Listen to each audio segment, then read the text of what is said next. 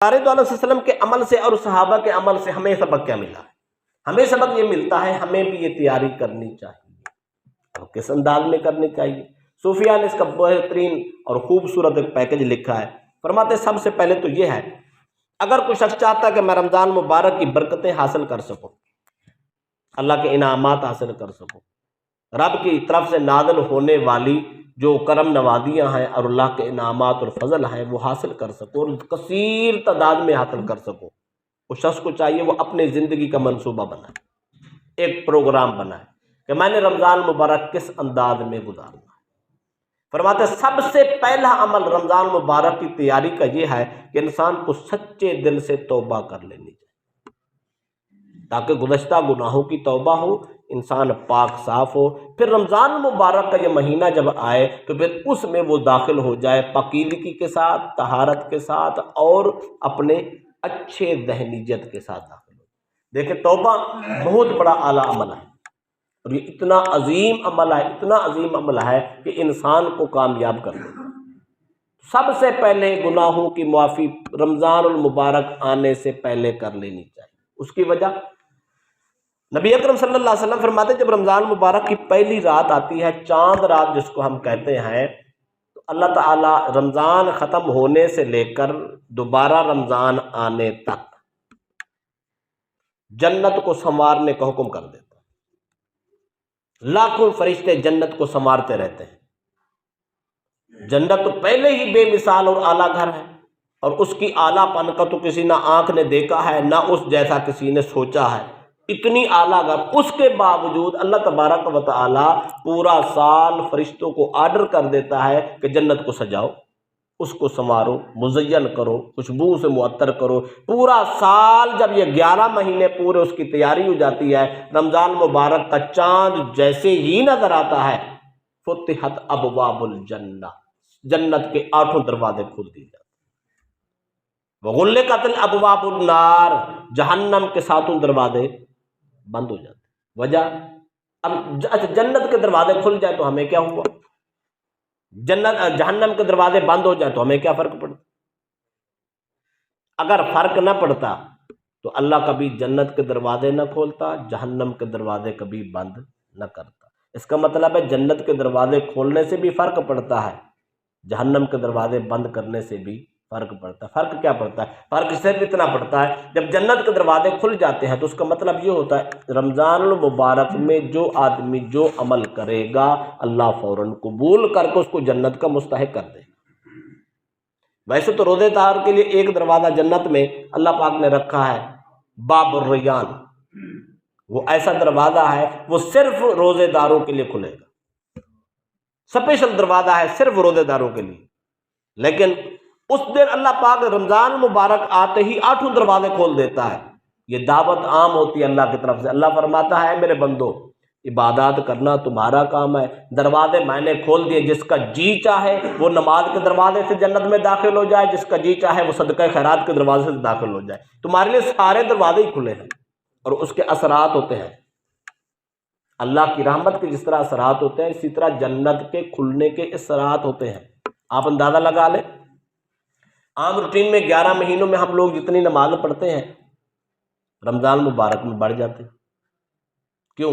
اللہ کی توجہ اور اللہ کی رحمت جب انسان پہ برستی ہے تو ہدایت نصیب ہوتی ہے۔ جب ہدایت نصیب ہوتی ہے تو رخ اس کا اللہ کے گھر کی طرف ہو جاتا ہے، عبادات کی طرف ہو جاتا ہے، تلاوت کلام کی طرف ہو جاتا ہے۔ تو اس لیے اس ماہ مقدس کی پہلے سے تیاری کرنی ہے، پہلے سے منصوبہ بندی کرنی ہے، اور پہلے سے اپنا مائنڈ سیٹ کرنا ہے کہ ہم نے اس میں کرنا کیا ہے۔ سب سے پہلا عمل توبہ کرنا ہے۔ نمبر 2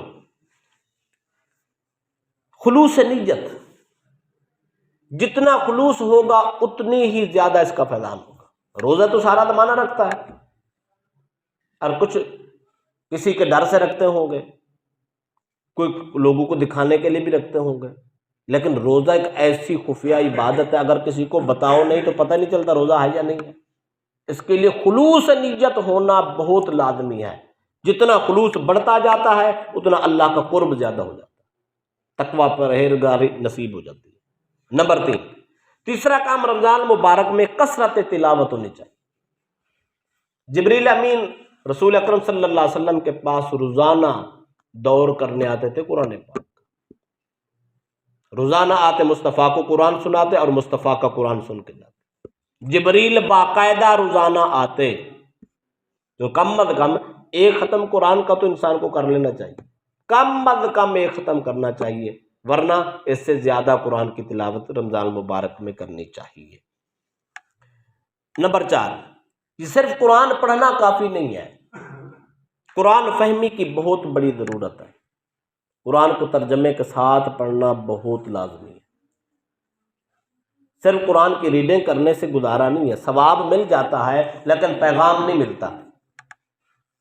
قرآن کا پیغام اس وقت ملتا ہے جب انسان قرآن کا ترجمہ پڑھتا ہے، اس کی تفسیر پڑھتا ہے، اس کے معنی پڑھتا ہے، پھر انسان سمجھنے پہ اور سوچنے پہ مجبور ہو جاتا ہے میرے رب نے میرے سے کہا کیا۔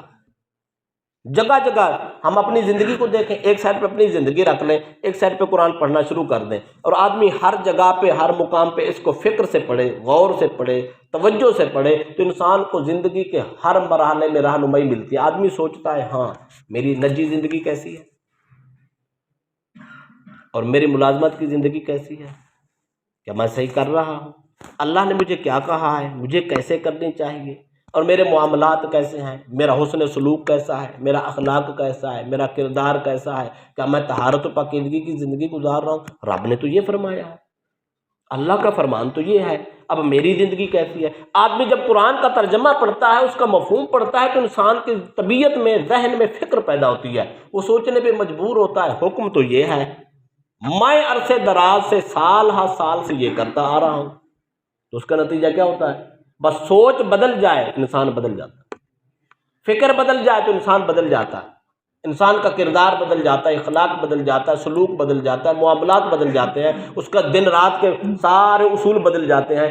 یہ قرآن ترجمے کے ساتھ پڑھنے سے انسان کی فکر چینج ہوتی ہے، بس فکر چینج ہو گئی تو انسان راہ راست پہ آ جاتا ہے۔ پانچواں کام، مسائل فقہ رمضان سمجھنا چاہیے۔ مثلا ہمیں اتنا بڑا فریضہ ادا کرنا ہے، رمضان المبارک کا روزے رکھنے ہیں، اب روزے کے نہ سحری کا پتہ نہ افطاری کا پتہ،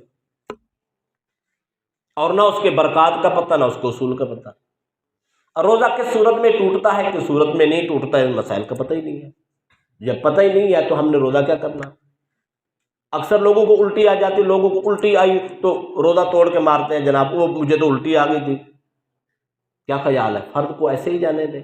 یہ رمضان المبارک میں رمضان کے روزوں کے سارے مسائل کو سمجھنا، سوچنا اور اس کو عمل کرنا، اس پہ یہ بہت ضروری ہے۔ یہ پانچواں کام ہمیں یہ کرنا ہے۔ اور چھٹا کام جو ہے پابندی تہجد کرنی۔ صبح تو سب اٹھے ہوتے ہیں، تہجد کا ٹائم ہوتا ہے، پابندی کے ساتھ تہجد کے نوافل پڑھنے چاہیے۔ بظاہر نوافل پڑھیں گے لیکن رمضان مبارک میں نوافل کا ثواب فرضوں کے برابر ہے، اس لیے پابندی سے تہجد پڑھنی چاہیے۔ ساتواں کام، کثرت ذکر و درود کرنا چاہیے۔ روزہ تو ویسے ہے، روزہ رکھ کے سارا دن سو رہنا یہ کوئی روزے کی فضیلت نہیں ہے، روزہ رکھ کے آدمی کو ذکر اور درود و سلام کی کثرت کرنی چاہیے، چلتے پھرتے اٹھتے بیٹھتے اللہ کو یاد کرتے رہے، سرکار دو علیہ وسلم کی ذات پہ درود و سلام پڑھتے رہے۔ آٹھواں کام،